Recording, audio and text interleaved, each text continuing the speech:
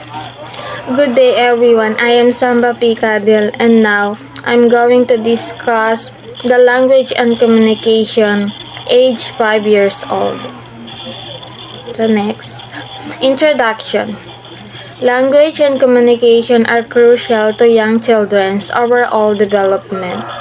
Being able to speak clearly and process speech sounds, to understand others, to express the ideas and interact with others. As a part of language and communication at this age, the child will speak in increasingly complex sentences by joining small sentences together. Typical development milestone at the age of 5 years old. Speaks very clearly. Their sentence structure may now include 5 or more words, and their vocabulary is between 1,000 and 200 words. Meaning, in this stage, although there may be some developmental sounds error and stuttering, but the speech should be completely understandable. Next, tell a simple story using full sentences. By 5 years old, the child will begin to use many different sentences type. So for example of this, they might say both the dog was chasing the cat and the cat was chased by the dog to mean the same thing, and your child will be able to use long sentences of up to 9 words. Another, when the child retells stories they have heard in the right order using some story phrases. For example, once upon a time word and the end. Next is use future tense. Child will able to talk about things that have happened in the past or will happen in the future rather than just things that are happening now. So meaning, in this age, they'll get better at using the past tense, as well as irregular plurals like mice and pronouns like them, his and her. Next, says name and address. So at the age of 5, the children properly pronounce or says the name and their address. And now let's proceed to atypical development or missing or not meeting anticipated milestone. It is unusual in its pattern, is not within normal development milestone and adversely affects the child overall developments. Meaning it is absence of reciprocity, lack of sharing enjoyment or interest, problems with joint attention, and apparent disinterest in parents or other children are also concerning a typical characteristic of social development. Other examples include intense separation anxiety, unusual fearfulness of people, and extreme shyness. At the age of 5 years old, the children atypical development doesn't talk about daily activities. It is because some children at the age of 5 years old has an extreme shyness. Next is doesn't use plural or past tense properly, and lastly can give the first and last name. Now let's proceed by 5 years old. What should the child be able to say and do? Understand and use more concept words such as tallest, same, bigger, and medium. Next, respond to instruction while busy doing something else. Next, generally use complete, well-formed sentences. Next, should still be developing some aspect of more complex language structure, such as using irregular past tense. For example, that may say run for run. Next, takes turn in much longer conversation. Next, ask the meaning of words and try to use new words. Next, retell stories they have heard in the right order, using some stories phrases. For example, once upon a time, the end. Next, ask for help appropriately. For example, excuse me, can I have Next, adapt their talking to listeners' level of understanding. For example, when talking to a baby sister. Next, identify first sounds in words. For example, paint starts with letter P. Next, be starting to link letter names with letter sound. For example, S. So the sound is S. Next, recognize some familiar written words. Next, write their own name. Next, be understood by unfamiliar adults all of the time. A few sounds may still developing. For example, TH, R, L, and some consonant blends such as string, cloud, spider, and tree. So here's the tip for child language and communication development at the age of 5. So first, look for opportunities to increase the number of different words your child uses, particularly around new experiences. Try to use a wide range of naming and describing words. Second, make your own books with a child. Write the story together. Third, play games that help with talking turns and concentrating. For example, what's the time, Mr. Rolf? Hide and seek, snakes and ladders, memory match. And lastly, give your child plenty of opportunities to play with other children. This is a great way to develop talking and social skills. So, in conclusion, language and communication development is about more than talking. It means all the different ways a child understands and communicates, only part of which are spoken words. This lays a foundation for speech, which begin around 9 months and typically increases as a child grows. And that's all my discussion for today. Thank you and God bless. So, good day everyone. I'm Jane Rose Calambro Lonchong, and for the continuation of our topic for today, I will be discussing to you about cognitive development of children aged 5 years old. So, what is cognitive development? So, cognitive development means how children think, explore, and figure out things. It is the development of knowledge, skills, problem solving, and dispositions, which helps children to think about and understand the world around them. So, cognitive development is the development in terms of the child's learning, thinking, and problem solving skills.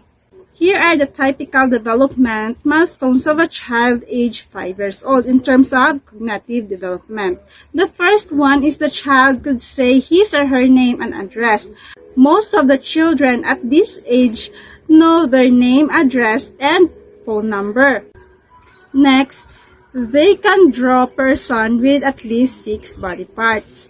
And they could also recognize most letters of the alphabet. So some of the children at this age learn how to write their names. And the next, knows about things used every day like money, food. And they also know what household objects are used for, such as money, food, and appliances. So these children age of 5 know about things. The children could identify what are the different types of foods, such as drinks, vegetables, fruits, and many more. They also could recognize the different value of money. The next typical development milestone is can count 10 or more objects. So, these children age of 5 years old, they already know how to count up to 10, sometimes higher but not in order or in sequence. Next, they understand the basic concepts of time. They also know when it is the time for breakfast, lunch, and dinner. So some children remember what time they should sleep at noon and at night.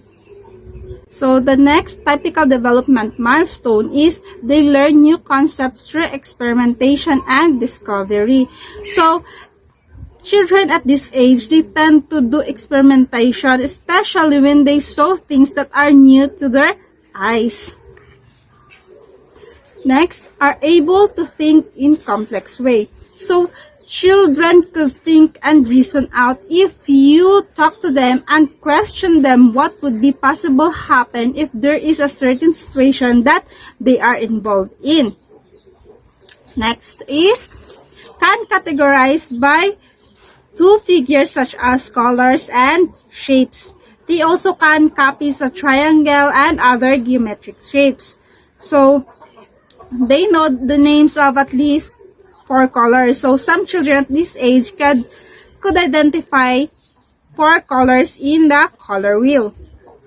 So, the next, express ideas, ask questions, and engages in discussion. So, as I have said, they are eager to express what they are thinking of, and they are curious as ever because every time they ask questions, it will be an unending questions.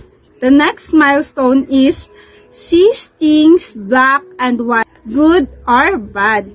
So, they already could recognize what are good things and bad things and what is good deeds and bad deeds. The next one is magical thoughts. They may feel guilt or untoward event happens.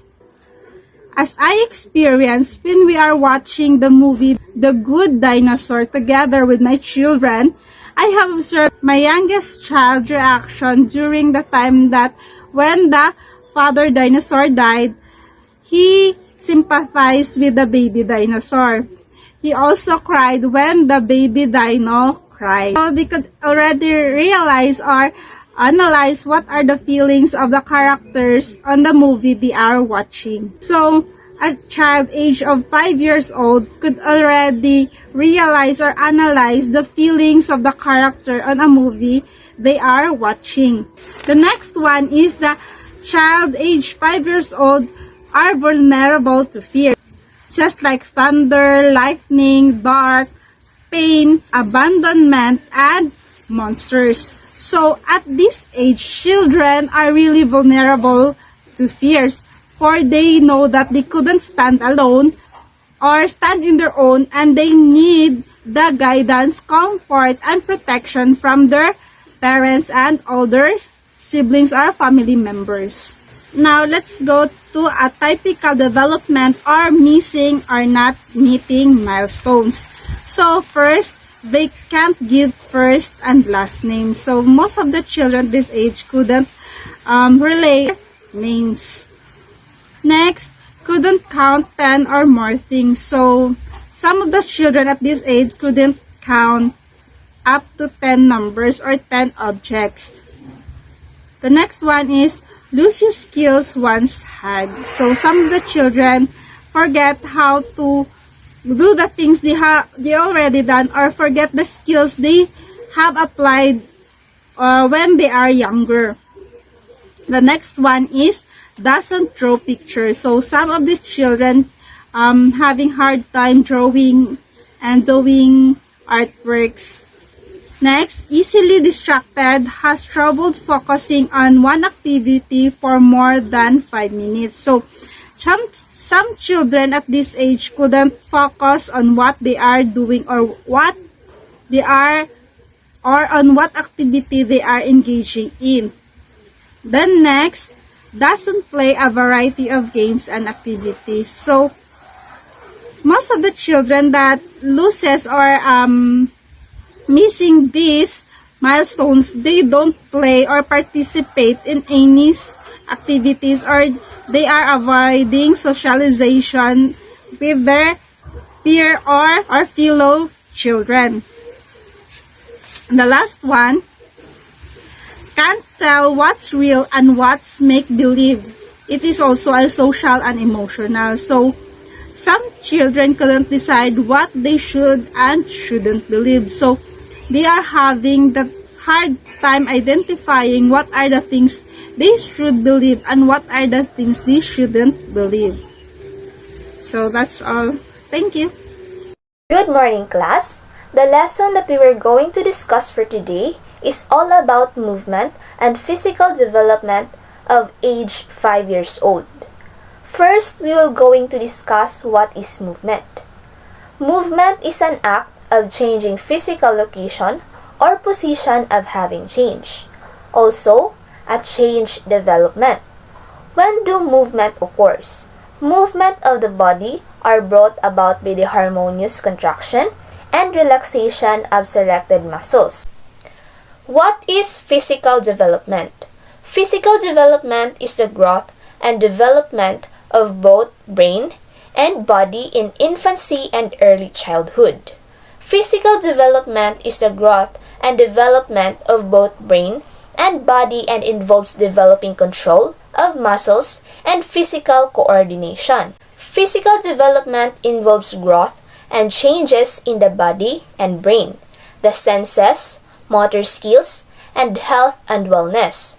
Cognitive development involves learning, attention, memory, language, thinking, reasoning, and creativity. What is physical development and movement?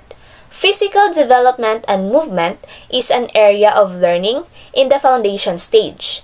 It gives children the opportunity to experience and develop a range of fundamental movement skills.